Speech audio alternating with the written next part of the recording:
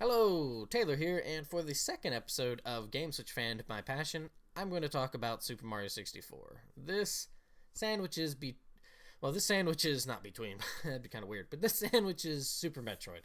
So the first part's kind of really tiny bun, and then the back half is the beefy mahunkin crazy top of the bun. But this goes back all the way to 96, 97, and this makes me feel old now thinking about this. But my best friend in elementary school, I almost said high school there. No, elementary school. My best friend in elementary school, he had gotten the 64 for Christmas. His birthday was in January. It's 6 months exactly to the day from mine. And he had a birthday party, went to that. But before going to that, I went to his house to go with him to his own birthday party. We were able to, well, not we, but he showed me, I don't even know why I went that way, but he showed me a little bit before we had to go. But he was like, here's Super Mario, and here's Pilot Wings. Now, I have this memory that I know it's not a fake one. I hope. But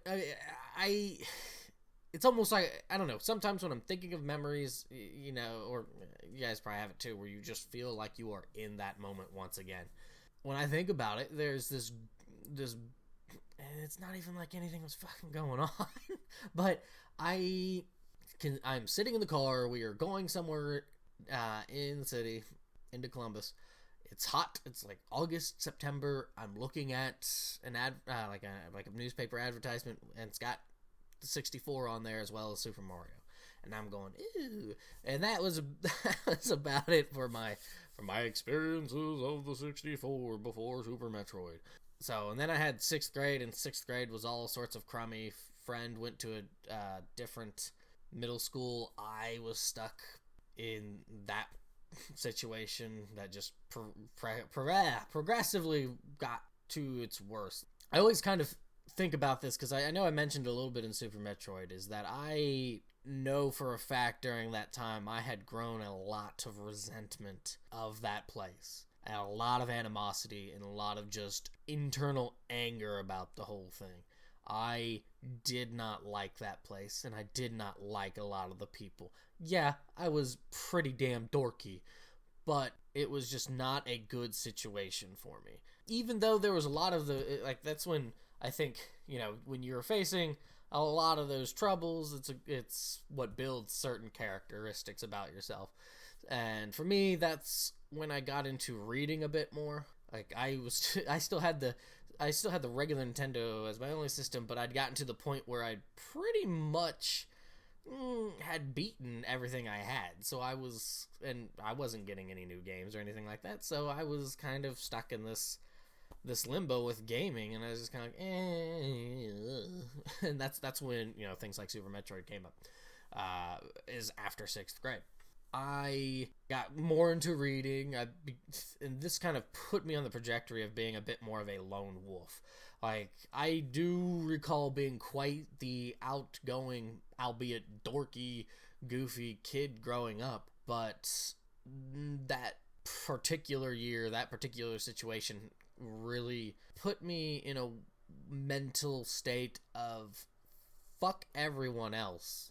I'm just going to just do things on my own. I know that's not a great lesson to be telling people, but even to this day, I still find more solace and enjoyment by myself than I do with other people. And that's not to say I don't enjoy being around other people. It's just one of those things. Maybe that's why I kind of will disappear off of YouTube for a while and that sort of thing. The animosity and stuff from that time period, it definitely went away. It's just, and going to the high school and the different middle school that I went to really helped change my attitude about that. But it's still even in university, I still kind of drift towards this. Thank you, Furnace.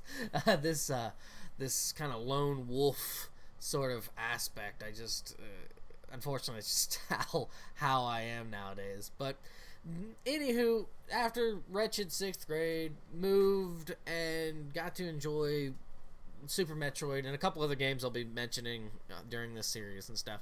For Christmas, I because what I'd been shown by my friend for Super Mario, I was kind of like, oh yeah, that's kind of cool, but didn't think that 2 years later I'd actually be getting one. But for Christmas, I got Nintendo 64. Yeah, I got the Nintendo 64 with 3 games: Super Mario 64, Doom 64, which will be another one I talk about, which may be kind of peculiar for some people, but Doom 64, as well as what's the Shadows of the Empire. Now, I like Shadows of the Empire, but it wasn't quite the game that, like, I'm not a Star Wars fan. I really am not, which may have upset all 50 of you guys who do happen to listen to this, but I don't like Star Wars. I'm not gonna go into tons of reasons why I'm not a big fan of it. Let's just say because we can. If people want to talk to me about that, yeah, comment. I'm totally up to just talking about it, but not for this video. So I got Mario 64 or Super Mario 64, and between those 3 games, I played a little bit of each, and I was like, oh, Doom 64. I really like the ambiance of it.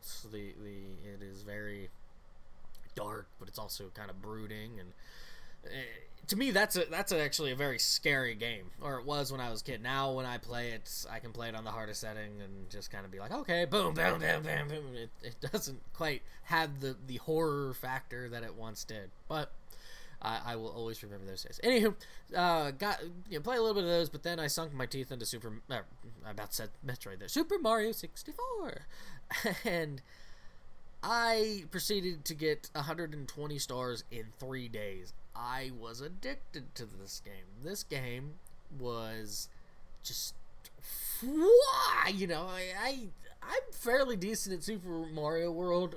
Not the greatest, because I really didn't grow up playing it. Yeah, but I just, for whatever reason, I was just in stupid zone with this game, and I was just like, boom, boom, boom, boom, boom, boom, boom, boom, boom, just crushing it. And I loved it, and I just went through blitz, pow, pow, pow, pow, pow, got all those stars, thank you, and then I tried to find Luigi, because I was like, why the hell isn't Luigi in this? I'm not like a huge, oh my god, Luigi's the greatest. I'm not like that, but I'm just kind of like, why wouldn't you have him? And and then finding Yoshi, it's just like, I admit, when I got to Yoshi, I was really disappointed. It's like, this is all you're here for? Come on, Yoshi. I love that game, but I didn't have really anybody to talk to about that, because I was already like a year and a partial time too late. So, and plus the friends that I had at that time, we were more into playing like street football, or I don't know what the hell egging houses. I mean, street football and egging houses. I never remember playing a lot of football.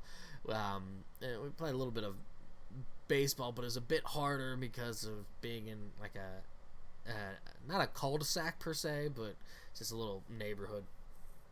And that was like, I guess that's why I don't even really talk about the game now, is because even though I was a year and some change late to the party, that game really stuck with me. I just loved the game. I love the environments. It is no small wonder why it did so well. But that was also the same time that Pokemon was hitting, and people were getting into that, and I didn't get into Pokemon, and I kind of wonder if it is because I was getting into Super Mario. Like, I don't ever admit this or really think about it, but I actually really like platformers.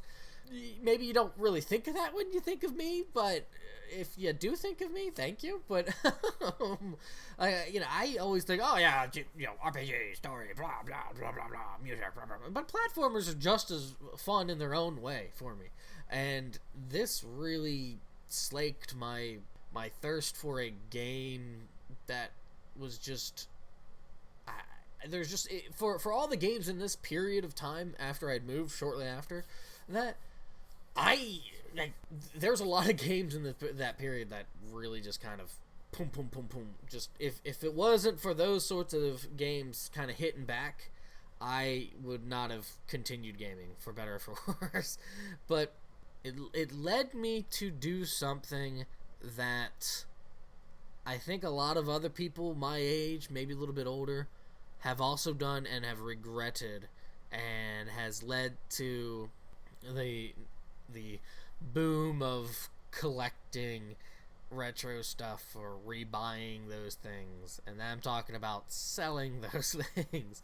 So I do regret it in a way, but in another way, I mean, yeah, it would have been nice to play them, but thanks to things like the virtual consoles and stuff like that, I can repurchase and play those games if I want to, and have done for a good deal of them. But I would sell all my NES games, which around that time I only had like 25 30, $1 a piece. So you're looking at games like Mega Man 3, Mega Man 4, Final Fantasy. What else did I have for that? Marble Madness. I can't even think of. It wasn't like it was a vast Zelda 2. But those kind of games. It's all for $1 a piece, so everybody here can slap me when they see me.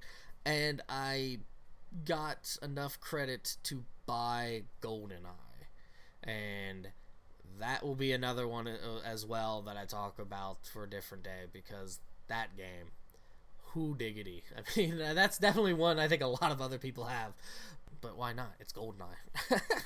But in terms of gaming, like, I may have given up the past for the present, and like my life at the time, I had finally kind of gotten over that awful 6th grade year. Like, by the point that I had bought GoldenEye, it was not. I think it was before Christmas of the following year after getting my 64. So you're looking at. So I got my 64 in 98. So in 99, I got GoldenEye, and so I had finally gotten over that awful 6th grade year, and I had to enjoy the present. But the problem is that sometimes when you do that, give up the past, or kind of, I don't know, you not quite forget it, but let it be the past. Sometimes when you're enjoying the present, it unfortunately becomes worse before it becomes better. And I'm going to leave you at that, because I'll talk more about that in another episode. So thanks for listening, guys. Have a good day.